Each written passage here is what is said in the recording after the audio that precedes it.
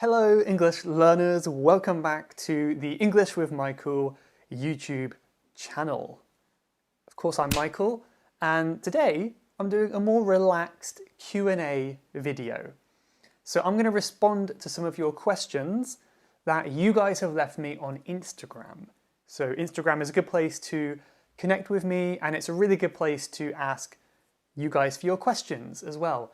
So I've got a lot of great questions to respond to today, so let's get right into it. The first one is a good one, and this is simply, why can't I find the right English partner? Really good question. I see so many people having problems with this, finding a language partner to practice your English with, and it is a difficult thing for sure. In my opinion, a lot of people go about this the wrong way. So many people are asking, I'll give you an example. People come to my Instagram page and they say, can you be my English partner, please? Can I practice English with you? So many people are expecting me to kind of give up my time and help people with English, maybe just because I'm kind. And I do like to think I'm a somewhat kind person, as we all do, but I cannot help everyone with their English. And even someone who doesn't work as an English teacher, you have to think, what's in it for them? Like, why would they give up their time to help you? So the first thing you want to do, really ideally, is find someone who's learning your language as well. And obviously, depending on your language, this will be easier or harder. But I think really, whatever language you speak, you should be able to find someone who's learning your language too, and you can do a language exchange with them. So for example, let's say you speak Indonesian. I think that's the highest, most popular country for the watchers of this channel. So hello to Indonesia. You speak Indonesian, you want to have an English partner. So then you would find someone from the UK, from USA, who is learning Indonesian and practice with them. And then it's a mutually beneficial agreement. And you can do kind of 50-50, you can help each other learn. And it's not just someone helping you. That's the best thing you can do. And the best place to go is somewhere like mylanguageexchange.com or HelloTalk, so you can find these people online. My final piece of advice here is just keep trying. The first person you meet may not be well suited for you. Maybe you just don't get on well, you don't have the right similar interests. You may have to try many times again and again to find the right person. But that's my advice. I hope that helps. And if you have any follow-up questions on that problem, let me know. I got a good question from Silly Sausage, which I like that name because that's kind of what my dad used to call me when I was younger. But this person said, how can I improve my communication skills? Not only in English, but in general. And honestly, I think he may be asking the wrong person. I don't think I have the best communication skills, but I feel like I have something to say on this because this is something that I'm actively trying to work on myself. One of the main reasons I started my podcast was for this purpose, and maybe my YouTube channel as well. I did want to help people, but I didn't have any expectation that people would watch. Obviously when I started, I had 0 listeners, 0 watchers. I didn't have any expectation, and I think that's a healthy way to start, because expectation is a good way to lead to disappointment, right? If it doesn't match what you expect. But this has been a really, really useful thing for me, just to be able to speak more naturally, off the cuff, which means spontaneously. If you don't believe me, I'm embarrassed to tell you this, but you can go back and listen to my very first video, or watch my first video, and just see how much I've changed. I kept pausing, I couldn't think about what to say, I was very nervous. Now, I have a long way to go, but I'm still much more confident than I was a couple years ago. So do something like this, make a YouTube channel. You could even set your videos to private.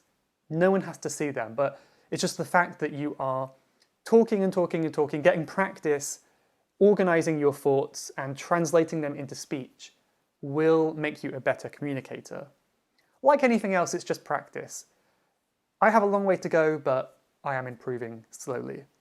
So find a way that you can practice, even if no one sees you practice. That's my advice. Another question I got here is, how can I be motivated and not burn out? Another good question. I have spoken about motivation quite a lot in the past. I think motivation is a tricky thing because honestly, the answer is you cannot always be motivated.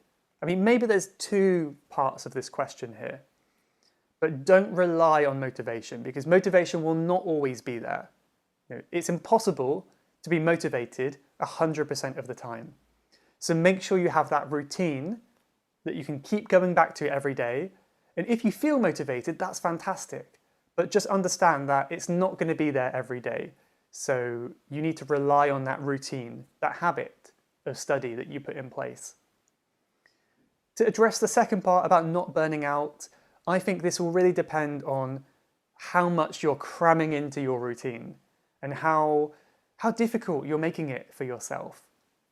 If you say to yourself that every day I'm going to study 1 hour doing grammar exercises and language exchange every day, you might burn out quite quickly. So first of all, don't put too much on your plate. Don't try to do too much because you will burn out. Also consider that language learning can be fun. It doesn't have to be boring. It doesn't have to be a chore. And that's a great way to build motivation too, is to make it fun. So what I tend to do is just do what I do in English, but change it to my target language. So I watch YouTube videos in Japanese. I read stories in Japanese. I do some writing. And this is all stuff that I like to do. Listening to podcasts is another example. Having conversations about hobbies that I have with people. Just things that I would do anyway. So what could that be for you? How can you make a fun routine that you think you are not going to burn out on because it doesn't feel like a chore? That's what I would say. I had quite a few people as well asking me about life in London, life in the UK. Some people said it's their dream to come to the UK and see what life is like here. I had one question as well asking if it's worth the investment, spending lots of money to come and study in London.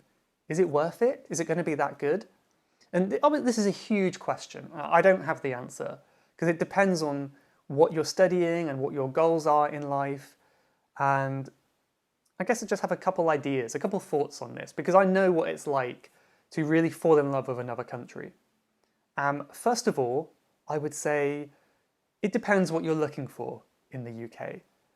I know that in many countries and many places, the UK and London is romanticized through movies and TV. It looks really beautiful and idyllic, but we have a lot of problems here. You know, we're not a perfect country.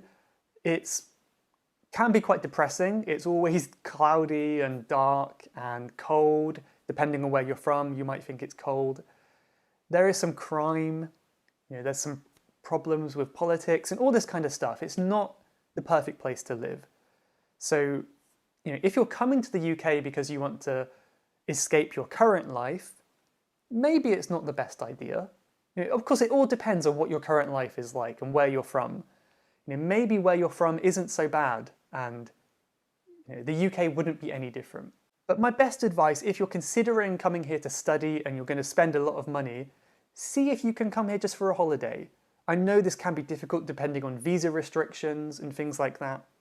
But even if you have to spend a little bit of money to come here and try it, it might be worth it because you will know after a holiday if you want to spend more time here. So that's what I would do personally. But yeah, overall, I think it is a beautiful place to live. Lots to do, lots to see, and you get to see all this beautiful stuff in London and around the countryside too. So if you can come to the UK, I recommend it. But you know, it's not perfect. That's all I'll say about that. Another question which was similar, which is, what is the best city to come and study in the UK? And this is really subjective, of course, so everyone's going to have a different opinion. I mean, London is obviously the obvious. Obviously the obvious? It's clearly the obvious answer because it's the most convenient city for transport. You can try food from all around the world. You can make friends from all around the world. There's so many opportunities here. We have huge parks and many things to do.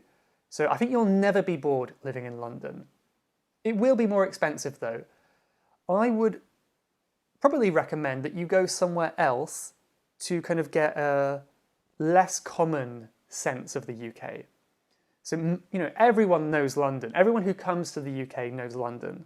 But why not try a new experience? Why not go somewhere a bit different? Go to a smaller city, like Bristol is a really cool city that I like. It's not a super touristy city, so I think Bristol or someone like that is good. It's fairly central as well, so you can access other cities quite easily and go to the beach, for example. I know Brighton is a really popular city for tourism, and it's on the south coast, so it's a bit warmer. Brighton's very popular. But honestly, it depends. It depends on you. So you might have some specific needs and requirements. I've never been to a city in the UK that I didn't like. I'm sure you'll find something good about any city you go to. So don't worry too much. I had one question here, which is, how often do you smile? I didn't quite know what this person meant. I don't know, are they trying to imply I smile a lot or not very much? I don't know. When I was in school, people often said I should smile more, that I didn't smile enough. But I think this is an interesting cultural thing. It depends on where you're from, but I think compared to many countries, people in the UK can be quite smiley, right? Maybe not compared to, say, USA, Americans, but I think compared to some places, we can be quite smiley here. So I try to be smiley in my lessons. I try my best to show on my face what I'm feeling inside, because I feel like a smile can really make someone's day. When I'm feeling a bit down or depressed and some stranger smiles at me on the street, I'll feel happy for the rest of the day. So I try to get in that habit of smiling because it's such a nice thing to see. I think it would be nice if more of the world did that. But let me know if you have a different opinion. I know some countries, smiling can be seen as a bit inappropriate or even creepy. So let me know, what is smiling like where you're from? Another fun question, which was, what is my favourite dessert? Actually, they said, what is my favourite British dessert? And now, I can think of many desserts I like, but they're not British. Like tiramisu is amazing, but it's not British. The only British one that comes to my mind right now is trifle. I'm pretty sure trifle is British. And I used to have this a lot as a child. My mum used to make it. It was amazing. I haven't had it in a while, but it's a beautiful kind of layered dessert where you've got what we would call jelly here, and custard, and kind of little cake, a layer of cake, and sometimes cream on the top and sprinkles. We call these hundreds and thousands. It's really good. Got lots of flavours, and of course fruit as well. Maybe there'll be some strawberries in there too. So I recommend some trifle if you come to the UK. Good expression too. If you say to trifle with someone, that kind of means like to mess around with someone. Do not trifle with me. Do not mess around with me. Something like that. I think I'll just do one more question today. I like this one. This is not maybe so much related to English learning, but I thought that could be fun. So, how can I deal with people laughing at me?